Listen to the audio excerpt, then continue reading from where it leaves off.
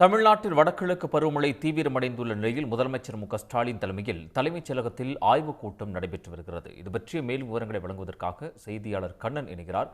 கண்ணன், இந்த ஆய்வுக் கூட்டம் தொடர்பான முழுமையான விவரங்கள். நிச்சயமாக தமிழகத்தை பொறுத்தவரை வடகிழக்கு பருவமழையானது மிகவும் தீவிரமாக உள்ளது. தமிழகத்தில் பெரும்பாலான மாவட்டங்களில் வடகிழக்கு பருவமழையால் கனமழை பெய்துள்ளது. இன்றைய தினம் சென்னை, திருவள்ளூர், காஞ்சிபுரம், செங்கல்பட்டு, டெல்டா மாவட்டங்கள் மற்றும் ராமநாதபுரம் உள்ளிட்ட மாவட்டங்களில் கனமழை பெய்யும் என்று சென்னை வானிலை ஆய்வு மையமானது ஏற்கனவே தெரிவித்துள்ளது. இந்நிலையில் தமிழ்நாடு முதலமைச்சர் ஸ்டாலின் சென்னை தலைமைச் செயலகத்திலிருந்து ஒரு ஆய்வுக் கூட்டத்தை மேற்கொண்டு வருகிறார். இந்த ஆய்வுக் கூட்டத்தை பொறுத்தவரை தமிழ்நாடு அரசின் தலைமைச் செயலாளர், வருவாய் மற்றும் பேரிடர் மேலாண்மை துறை செயலாளர், தமிழ்நாடு அரசின் மின் வாரியத்தின் சேர்மன் உள்ளிட்ட பல்வேறு துறை உயர் அதிகாரிகள் கலந்து கொண்டுள்ளனர்.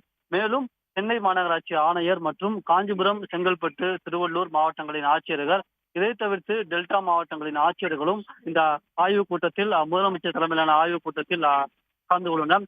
இந்த ஆய்வுக் கூட்டத்தை பொறுத்தவரையே தமிழ்நாடு முதலமைச்சர் ஸ்டாலின் இந்த மாவட்டங்களில் எவ்வளவு மழை பெய்துள்ளது, வரும் நாட்களில் இந்த மாவட்டத்தில் எவ்வளவு மழை பெய்ய வாய்ப்புள்ளது, இதற்காக வானிலை ஆய்வு மையம் அளித்துள்ள முன்னெச்சரிக்கை நடவடிக்கை, அதை பின்பற்றி தமிழ்நாடு அரசு மேற்கொள்ள வேண்டிய பணிகள் தொடர்பாக ஒரு விரிவான ஆய்வை முதலமைச்சர் ஸ்டாலின் மேற்கொள்ள உள்ளார். இந்த ஆய்வுக் கூட்டத்தில் இந்த மாவட்டங்களின் கலெக்டர்கள் காணொலி காட்சி வாயிலாக இணைந்து தங்கள் மாவட்டத்தில் மேற்கொண்டுள்ள பணிகள் தொடர்பாக முதலமைச்சரிடம் விரிவாக தெரிவிக்க உள்ளனர்.